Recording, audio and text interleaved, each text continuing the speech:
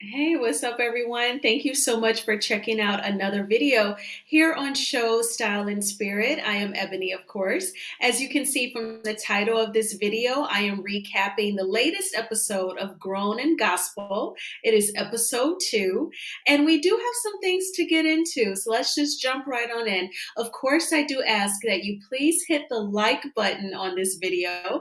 It will push my content into YouTube's algorithm. As you can see, I am a small but growing YouTube channel, and I would love to be able to, share my feedback on celebrity gossip, celebrity news, and TV shows with more people. You're awesome, don't get me wrong, but even more people could indulge, right? So please go ahead and hit that like button and subscribe if you have not already done so. So let's jump right on in. So, episode 2. It opens up with Elijah, Breann, and Tasha. They are going to what looks like a vintage store so that Breann can look at some furniture to decorate her new place now that she has moved back to Detroit. And in their confessionals, Tasha and Elijah, they are just continuing to shade Breann like they did in episode 1. They are talking about Breann's clothing because she's wearing a scarf wrapped around her neck and, her knee-high boots and her coat. And it's not flashy, it's not fur. So she's giving auntie and bank teller.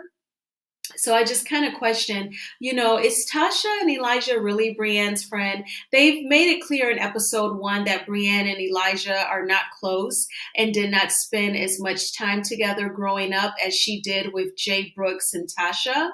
But Tasha is clearly shading her. So I question if they are truly friends. Breann may be more of her friend than Tasha is to Breann. And I don't know if you've checked out Carlos King's interview with Breann. I did start watching it, but it sounds like it took them a few years to get this show off of the ground. And this show was Breann's idea. And she actually shot sort of like a pilot with people whom she knows, and then she began shopping the show.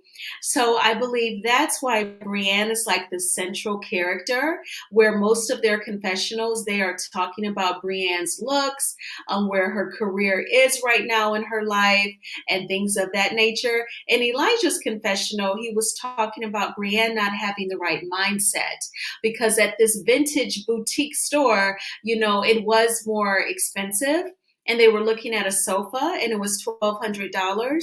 And Breann said that that was too expensive for her budget.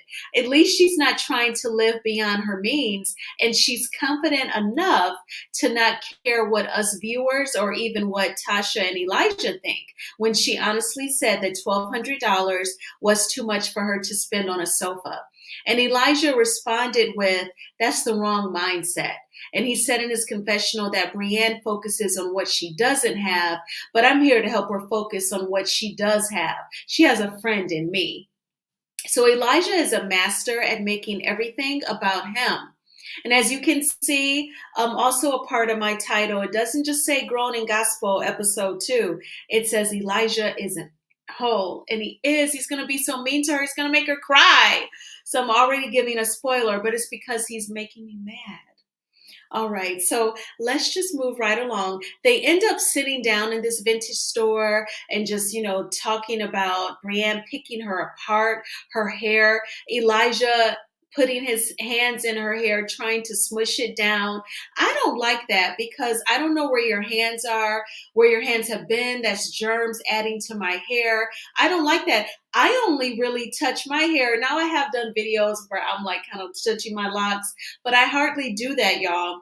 I am like in the morning, I hydrate. I need to make another video on my hydration routine. I did it several months ago last year. But I hydrate a couple times a week. I oil my scalp. And I mean, I don't have people touching my hair. So for me, it's just really like a boundary thing when Elijah does that to Breann and he's trying to flatten her hair. It's really annoying. It's like he's hating on her texture.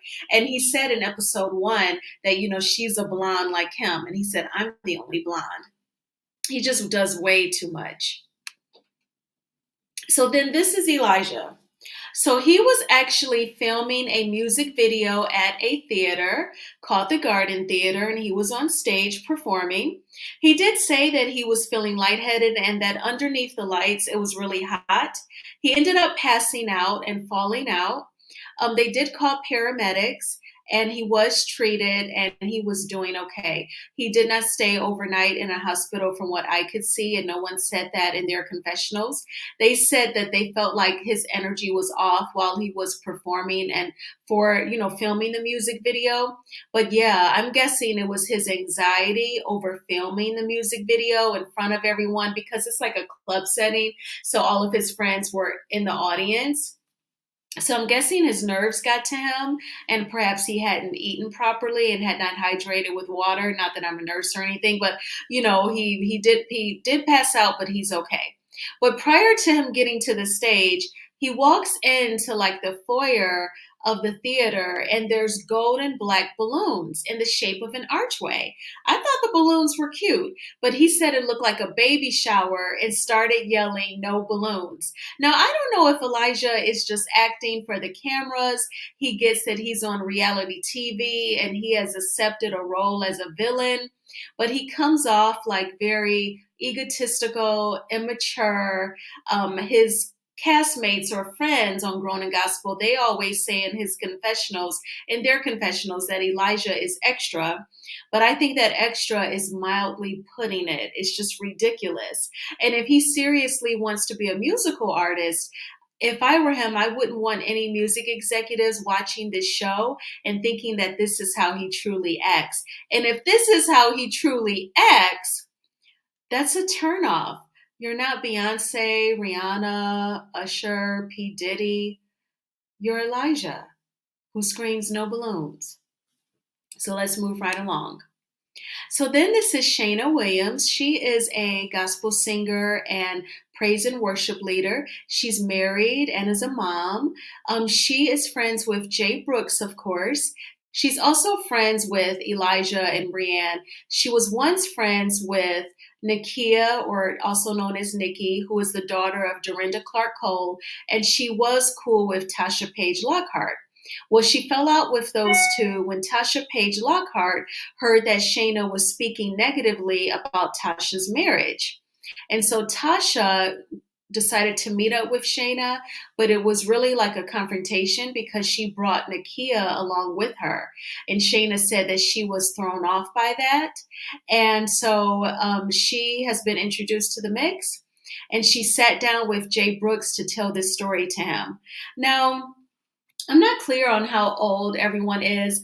I am guessing that they are between the ages of 30 and 35. And so that's old enough to, like, if you go to college, that's old enough to get like a couple of degrees, get married, buy a house, and have at least one kid. Like a lot of major life experiences where you would be mature. And so I just don't understand, if Tasha was so upset about Shayna speaking negatively about her marriage, why not have a sit down with her one on one? Why do you have to have backup in the form of Nakia Cole? I just thought that was silly in high school. And it was giving like a team up, like you want to team up on Shayna. And this is according to Shayna. Of course, this is not seen in the episode. This is Shayna recapping it for Jay Brooks. So then in the next scene, we have Breann's birthday party. It looks like it was held like in a room at a church. Shayna is actually the one in the purple long sweater with the furry boots all the way to the left. Nakia Cole is next to her, and she's kind of standing far away in the light denim jacket and the blue and white dress. Then next to her is Tasha Page Lockhart, then Elijah and Jay Brooks. These are the only people who attended. And then Breann's friend, I believe her name was Patricia, she planned the party. They were there. They were all clowning Breann's birthday party in their confessionals because she had like a small chocolate cake. She had little plates and little birthday hats. And so Elijah was saying this looked like it came from the dollar store, not even Party City. And Breann said that that's what she could afford. And again, like, what does it matter? It's not like you gave her money prior to her planning the birthday party, did you? And perhaps she's frugal. I mean, why do you care? If you're trying to support her, you would just shut up about it. But and I also get that it's reality TV, so they have to give us something to work with, to comment on, right? If they all said, "Oh, it was a modest party," then we would all call that boring. I totally get it. But Elijah just comes off hella rude. So then Tasha said in her confessional, or Nakia said it, this is like when we were kids growing up and you had a party down in the fellowship hall. Yeah, it looks like that's exactly what's going on. Elijah was such a butthole in this scene. He put his fingers in Breann's birthday cake, and then he bought her some boots. There was a scene where they showed him at a boutique, and he bought her some designer boots.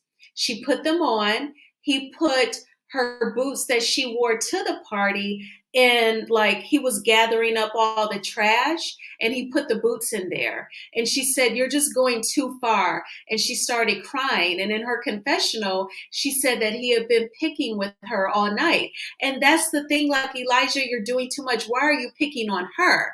If it's true that this show was her idea, then I get it. You're just being jealous that she has other creative talents, not just singing, but she can obviously create a show, perhaps even co-produce it. And so now you're picking on her. But I felt like he just totally violated the boundaries. And he gets physical when he violates boundaries. It's not just verbal shade, it's touching the hair, pressing the hair down, putting his fingers in her cake, putting her boots in the trash. Extremely violation of physical boundaries. And it's just way too much. So my heart goes out to Breann. She is like my favorite. I have a feeling that she is the fan favorite. And so that's great. I really hope that her singing career takes off. And Breann, if you are a writer, I say write those songs too, girl. Get into that angle of the music business as well. Because the behind the scenes work, is always where the money's at, right? Not just being the on air talent. Although Breann is beautiful, she would be like a great celebrity to like do meet and greets. And, she'd be that celebrity that you'd want to bump into in public. And then she can sing, but also if she can write her songs, oh my gosh. So that was pretty much the episode in a nutshell. If you watched it, please let me know in the comments what you thought. Also, I recapped the interview with Tamika and Tasha from Escape, their dad, on a YouTube channel this week. I also just made a short tonight about a Melody Cherie's God Said Go journal. It's really nice. It comes with an ink pen. And so I just got it today and I've already made an entry. I'm someone who loves journaling. Like even my interviews that I have on this channel, I actually wrote up my questions in journals. So I buy them and I write them. I use them from cover to cover and then I get another one. So as soon as I saw where Melody has journals, I got one. It's God Said Go, the wait is over. So definitely check out that short. Melody shared it on her IG tonight. So I thought that was awesome. But please hit the like button on this video. You know I'd really appreciate it. And if you have not already done so, please subscribe to Show Style and Spirit. You all have a fantastic weekend and take good care. Bye-bye.